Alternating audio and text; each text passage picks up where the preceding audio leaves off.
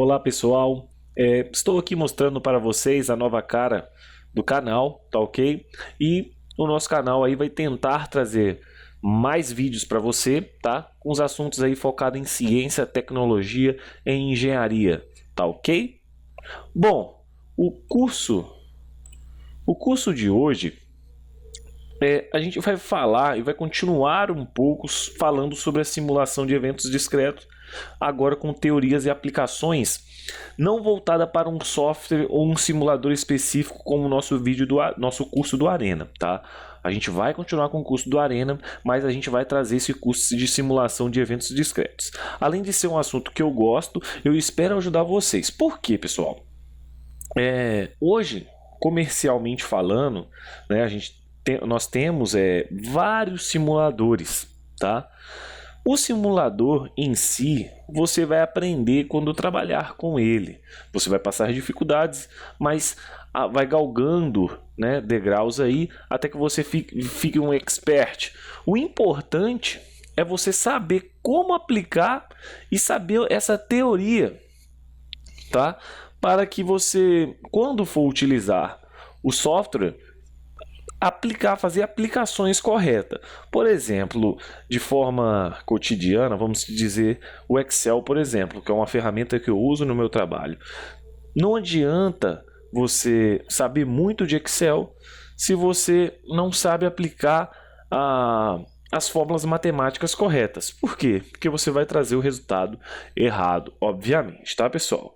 Então, começando aí com o nosso curso, antes eu gostaria de fazer aí menção a esse livro, tá? Que é do Swift e do Medina, que é Modelagem e Simulação de Eventos Discretos, Teoria e Aplicações. Eu tenho, confesso, como eu tenho o do Darcy Prado, que é o Simulação do Arena, tá, pessoal? Eu tenho a terceira edição, essa é a mais nova, a quarta edição. A terceira edição tem a capa laranja, ela é branca, mesma capa, porém, aonde é verde aí, ela é laranja, tá? Então eu indico para quem quer se aprofundar no assunto. Eu acho o assunto extremamente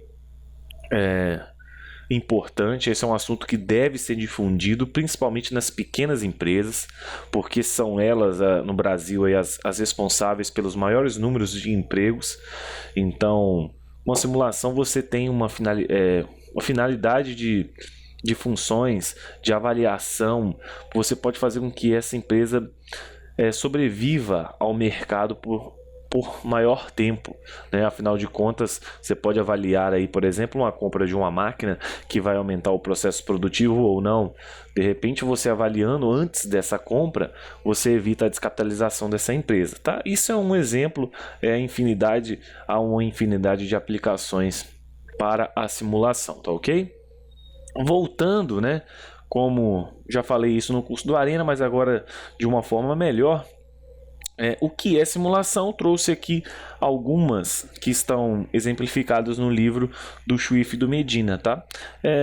Então, o que é simulação? Uma gama variada de métodos e aplicações que reproduzem, tá, o comportamento de sistemas reais, usualmente utilizando-se de ferramentas computacionais. Tá?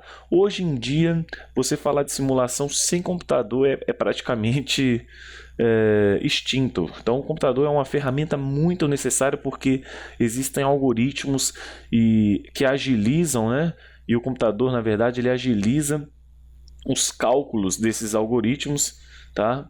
Então é muito importante o computador. Você viu propriamente no Software Arena, em que você pode, já que você não está muito interessado em ver a simulação ou aquela animação, e sim no resultado, você pode acelerar, pode reduzir para ver também a simulação. É importante, aí vai depender do objetivo do seu modelo, ok?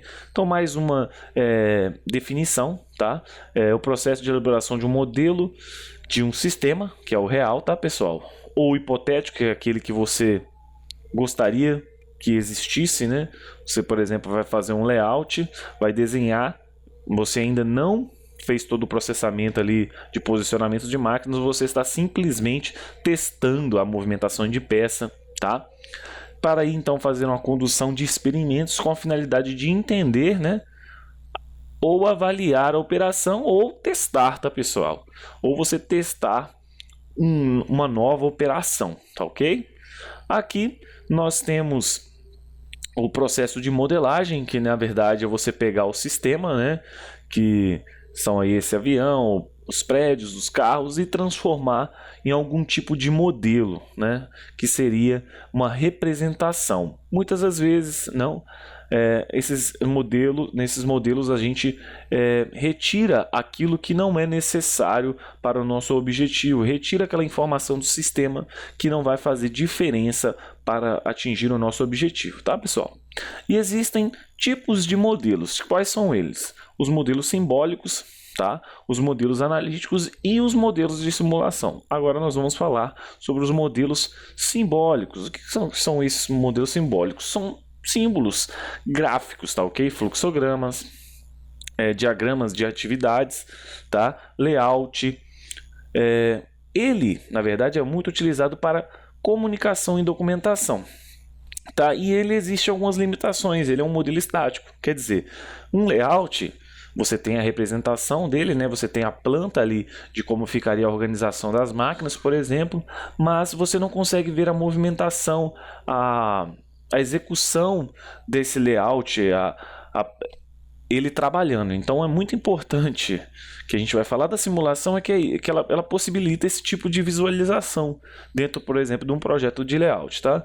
Não fornece elementos quantitativos, então você não vai poder avaliar produtividade, tá? Então não tem como você fazer esse tipo de avaliação e não entra no detalhe do sistema, justamente que acaba sendo aí você, por exemplo, medir a produtividade seria um detalhe do sistema, tá ok? Ou você quer medir se você deixou um espaço para aquela máquina ali, ela produz, e aquele espaço é o suficiente para ela ir estocando intermediariamente aquelas peças que ela vai produzir, por exemplo, tá? Existem modelos simbólicos aí, um exemplo é o fluxograma, tá? Nesse caso aqui, é um exemplo do processo de atendimento de emergências de uma central de corpo de bombeiros. A gente que trabalha com engenharia, de certo modo, já conhece bem fluxograma. Quem trabalha com engenharia, com a parte computacional também, é uma ótima forma de documentar como vão ocorrer os processos, tá? Mas enfim, o nosso intuito aqui é a simulação e o fluxograma não há grande dificuldade em sua construção, tá ok? É mais a título de exemplo. Aqui nós temos os modelos analíticos, tá? Que é fortemente matemáticos, tá, pessoal? Que é no caso da programação linear, é aquele onde a gente vai estuda misturas, todo o processo de medição para maximização ou minimização de um objetivo. Temos também a teoria das filas, tá? Que é dinâmico em certa forma nas fórmulas, mas também não nos mostra as movimentações em tempo real, tá? Então as suas limitações são modelos na grande maioria também estáticos, tá? A complexidade do modelo pode impossibilitar a busca de soluções analíticas diretas, ou seja, nem sempre uma fórmula matemática vai trazer a solução para o problema que você quer estudar. Por exemplo, voltamos a ele, a movimentação de um layout, como está organizado. Matematicamente, é possível você utilizar fórmulas de otimização, né, como, por exemplo, método de grafos para posicionamento, método de transporte, mas ainda assim é preciso de uma avaliação prática do dia a dia, tá?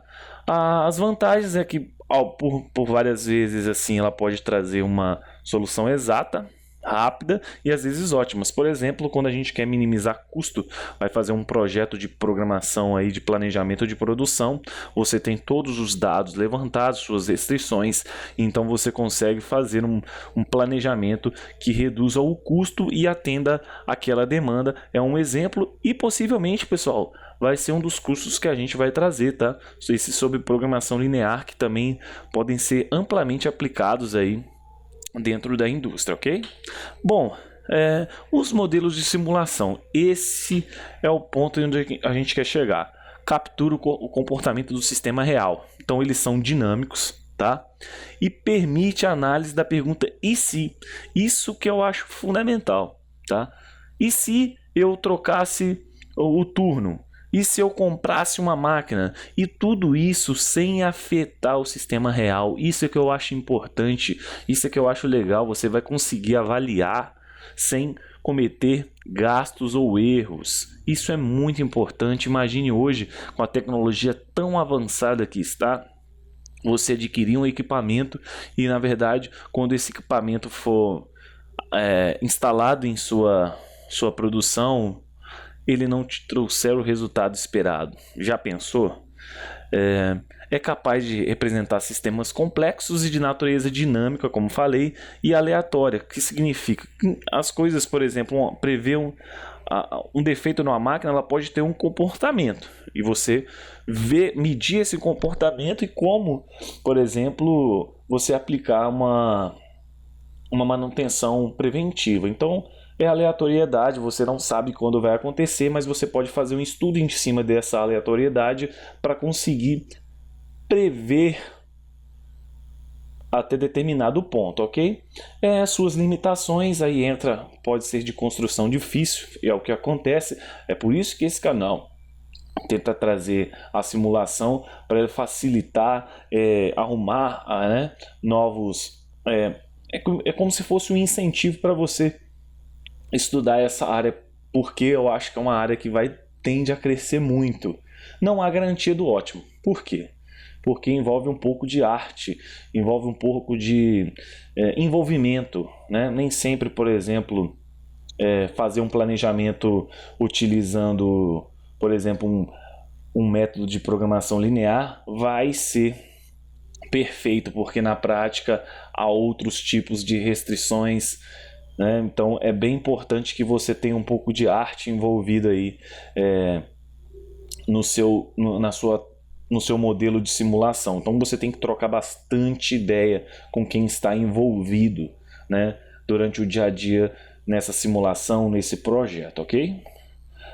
As técnicas de simulações que existem são a simulação não computacional, né? Que aí a gente pode falar sobre o protótipo de um túnel, no caso maquetes, simulação de acontecimentos, que no caso você vai fazendo essas medidas, tá?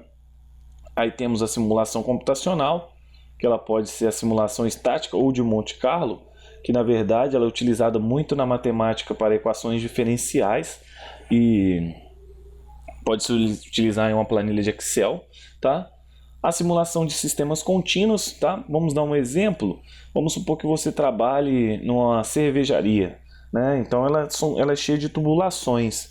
Você pode medir aí a sua produção pela vazão, né, desses produtos que vão ficando prontos pela sua tubulação. Utilizar fenômenos de transporte seria até mais viável e mais rápido, tá?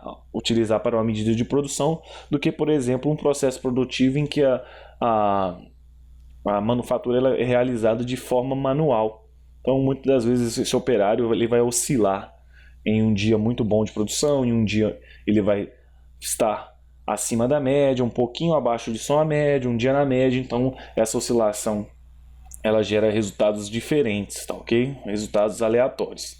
E aí nós temos a simulação, que então já estamos falando aí, que é a simulação de eventos discretos, onde os eventos acontecem pontualmente, né? Pontualmente na linha do tempo. E os contínuos, né, como o nome já diz, continuamente aquele evento vai ocorrendo, tá?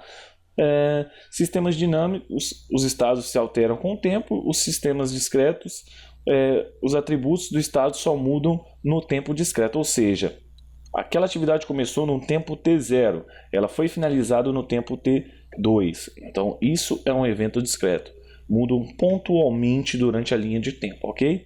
E nós temos aí situações onde ela vai ser determinística e estocástica. Determinística é algo que você realmente sabe que vai acontecer. Por exemplo, se você segurar uma caneta, né, esticar o braço, segurar uma caneta e abrir a mão, ela de fato vai cair ao chão. Então isso é determinístico, você sabe que vai acontecer. Agora, em que ponto ela vai cair ou ela vai quicar, em que a distância, por exemplo, se você colocar um alvo no chão, a que ponto ela vai? Então isso é uma situação em que você não sabe definir, né? A que distância do alvo ela vai ficar, ok?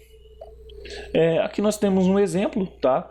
Uma simulação de evento discreto onde você, no tempo T0, coloca água, no tempo T3 coloca chá e no tempo T127 você vai servir esse chá. Já durante um período de tempo, uma simulação contínua, onde você está estudando aí o resfriamento desse chá dentro da xícara. Você pode ver que conforme o tempo, essa temperatura vai caindo continuamente, ok? Bom, então por que simular? Por quê? Analisar um novo sistema antes de sua implantação, isso é muito importante. Melhorar a operação de um sistema já existente, que eu acho bastante bacana, porque quando você quer melhorar a operação, várias pessoas dão as opiniões. Isso pode haver um conflito, porque um camarada acha que o dele é melhor, o outro acha que o dele é melhor. Então, com a simulação, você pode testar todas as ideias, todo mundo junto, e ali há uma discussão saudável, né, para que possa haver então essa melhoria, ok? Compreender melhor o funcionamento de um sistema. Imagine você pode mostrar, você como um dono de uma indústria, você pode mostrar o funcionamento de sua fábrica pelo computador para um futuro cliente, como funciona a sua produção, melhorar a comunicação vertical entre pessoal de operação, que significa justamente você alinhar isso aí, todas as pessoas saberem como funciona, né? Confrontar resultados, como falei, quando você, no exemplo de melhorar a operação, você pode confrontar os resultados das ideias. E isso gera uma discussão sadia.